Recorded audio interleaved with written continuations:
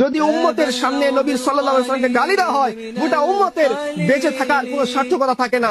এত জিল্লতির মধ্যে আমরা আছি যে আমাদের যিনি আমাদের হৃদয়ের স্পন্দন, আমাদের ঈমান, আমাদের গায়রত, আমাদের মাথার তাপ, আমাদের সম্মান যার সাথে জুড়ে আছে এই দুনিয়াতে আমরা সম্মানিত রাসূলুল্লাহ সাল্লাল্লাহু আলাইহি ওয়াসাল্লামের কারণে, আখিরাতে আমরা সম্মানিত রাসূলুল্লাহ সাল্লাল্লাহু আলাইহি ওয়াসাল্লামের কারণে, আমরা কিয়ামতের দিন আগের কাতারে থাকবো রাসূলুল্লাহ সাল্লাল্লাহু আলাইহি ওয়াসাল্লামের কারণে, আমাদের জন্য জান্নাতের গেট আগে খোলা হবে রাসূলুল্লাহ সাল্লাল্লাহু আলাইহি ওয়াসাল্লামের কারণে, আমরা জান্নাতের সংখ্যাগরিষ্ঠ হব রাসূলুল্লাহ সাল্লাল্লাহু আলাইহি ওয়াসাল্লামের কারণে, ম্যাক্সিমাম উম্মত 50% বেশি জান্নাতি হবে রাসূলুল্লাহ সাল্লাল্লাহু আলাইহি ওয়াসাল্লামের কারণে।